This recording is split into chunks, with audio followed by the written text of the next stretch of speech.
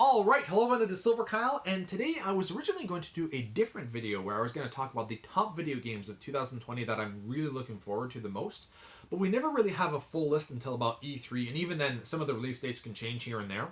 So with that, I would like to do a live stream instead, because I haven't done a live stream in a really long time, and I'd love to get back into the groove of doing that. Where I can go into more detail about all the big games of 2020, have some other people come in so we can have big discussions about them, and then maybe do Q&As or something like that. So that's going to be coming soon in this month of January.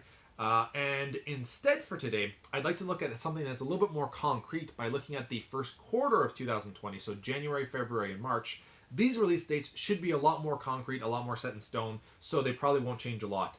And I actually found about 5 games each month that I'm looking forward to and I'm really interested in. The only negative I have about this, or it's not really a negative, it's just a point, because it's a positive and a negative to me, and it's something I could do in a separate video at some point, is a lot of these are remasters and remakes, which it's a double-edged sword to me, but I'm still looking very much forward to a lot of these.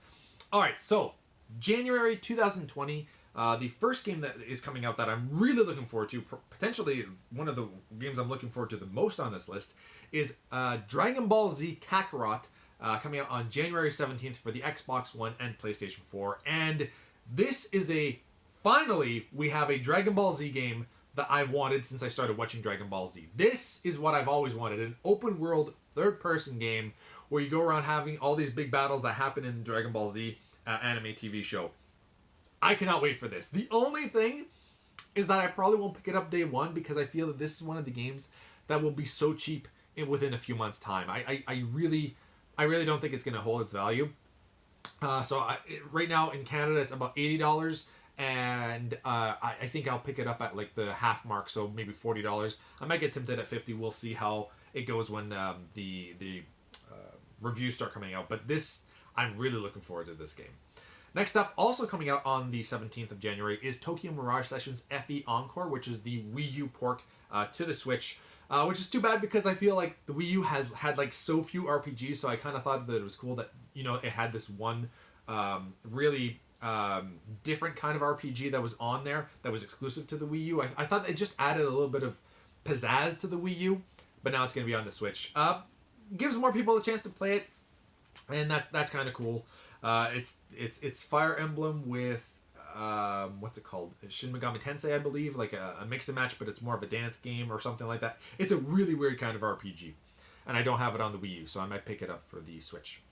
Next up, another game that I'm really looking forward to that's coming out on the 21st of January is Rune Factory 4 Archival Edition for the Nintendo Switch. So this is the remake or port, I guess, of the 3DS Rune Factory 4 game for the Nintendo Switch, and I cannot wait for this game. This one I do have on pre-order, and because it's the Archival Edition, it's kind of like a limited edition box set or something like that for the regular price. I don't think they have just the regular edition. I don't think you can just get the regular edition. It has to be this Archival Edition, which comes with extra goodies, which I'm always a fan of.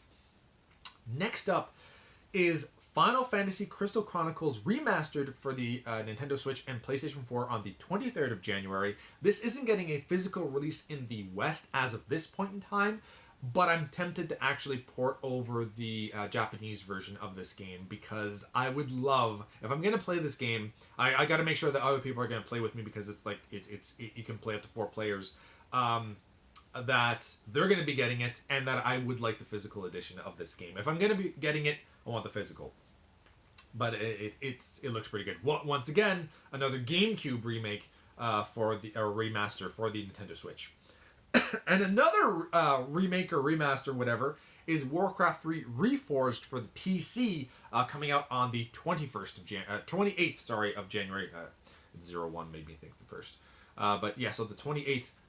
I loved Warcraft 3. It is my second favorite RTS of all time. I had a blast with it back in the day, and it's really what got... Well, no, I played Warcraft 2 and I played a little bit of StarCraft 1 before that, but Warcraft 3, there's so many iconic like things when you click on them, and poke, poke, poke. Is that all you do? Why don't you go lead an army or something? All the funny jokes. The Doppler effect. Doppler. Anyway, if you played the game, I think there's some Monty Python references when you click some of the troops. Hilarious stuff, but a fantastic game, and I cannot wait to play that again.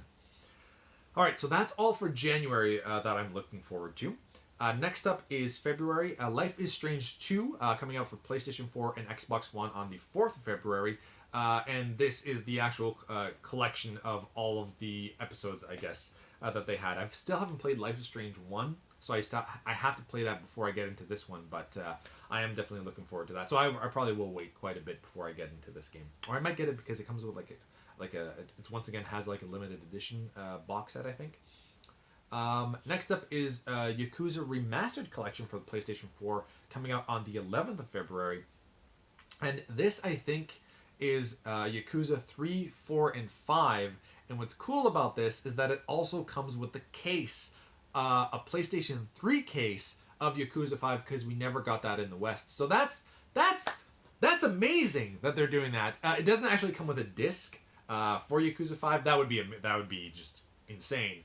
But I think it's really cool that they're at least releasing a case for it for collectors like myself. Like if I was really into the Yakuza series, which I might get into, but if I was really into it, like this would be, this is a godsend. Like I'm so happy that they're doing this, and I hope that it sells really well so that other people start doing that and be like, okay, well this didn't release in the West, maybe we should, or if we ever do, release an actual case for the game. That's awesome. Next up is also on the 11th is Ori and the Will of Wisps for the Xbox One. Now this one was the one game that I was talking about that was supposed to come out in March, I think, and it got flipped over to February. So coming out a little bit sooner. I still haven't played the first Ori game. I feel horrible. I bought it digitally, and now they have a physical edition of it too. But anyway, that's one of the few games that I bought and then I didn't play it. I got so hyped up because I think it was... it had won a bunch of awards during one of the Game Awards in December when it had come out that year. And so they were having a special sale for like $10, so I bought it. It's one of the few digital games that I didn't even play it. So anyway, it does look fantastic, and I just got to play the first one first. Next up is Darksiders Genesis for the Xbox One, PlayStation 4, and Switch as well on Valentine's Day, the 14th. What better way to celebrate Valentine's Day with your girlfriend than playing Darksiders? It is a multiplayer game, I believe, because it's like a top-down game, kind of like Diablo. Or no, is this a strategy RPG? I don't remember what this is. I just remember it's like a top-down view, and I can't remember if it's like a Diablo style. I think it is, or is it a strategy RPG? I don't remember. I was slightly interested. And next up is... I really don't think this is going to be a good game, but I'm curious to see how it is and how it plays. Is Marvel's Iron Man for PlayStation 4. So it's VR on the 28th of February. I do not expect a lot from this, but I could see some enjoyment out of it. I just feel like I don't want to pay full price for this at all. Like if it went down to $10, that would be fantastic, unless I hear crazy things about it. I don't think I will, unfortunately. And that's it for February. So now for March, starting it off amazingly well, Final Fantasy VII, the remake for PlayStation 4 on the 3rd of March, 0303. I have this on pre-order. I had it on pre-order like years ago when they first announced it and they had like an E3 deal of it. I'm getting it for $55 Canadian. I'm so happy. I cannot wait for this. I actually want to maybe beat Final Fantasy VII before I get into this, even though I know that it's not going to be the full story. I think it's only like really some like part of the first disc that this remake is, I think. Then we have, I have no idea how to pronounce this. Excuse me. Langrisser 1 and 2 for the Nintendo Switch. I think that's how you pronounce it. I don't know. That's coming out on the 10th. So it's, I guess those games are, I think this is a previous series that it's getting ported to the Switch. I don't remember what it actually came out on first. Then we have Doom Eternal for the Xbox One and PS4 coming out on the 20th of March. Fairy Tail coming out for Xbox One, PlayStation 4, and Nintendo Switch on the 20th as well. And probably the biggest game here is Animal Crossing New Horizons for the Nintendo Switch on the 20th as well. I think that game is going to sell insanely well. I don't know how it will do against Final Fantasy VII, but I think so many people are going to be looking forward to that game. I originally wasn't, but I feel like so many people are going to be talking about it, and I love games like farming simulations, even and any kind of simulations, The Sims, Harvest Moon, Story of Seasons. So I want to give it a try.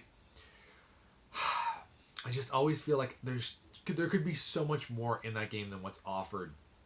Maybe I'll get totally addicted to this one though, and I want to give it a try. So that's it for the month of March, and that's it for the quarter one that I've seen. Let me know in the comments below of if I missed anything, if you're looking forward to any of these games. And games that I will be getting on day one are Rune Factory 4, Final Fantasy 7, and most likely Animal Crossing. Everything else I'll get at some point down the line, hopefully, and we'll see how that all goes. So thank you all for watching. You have been bearded in.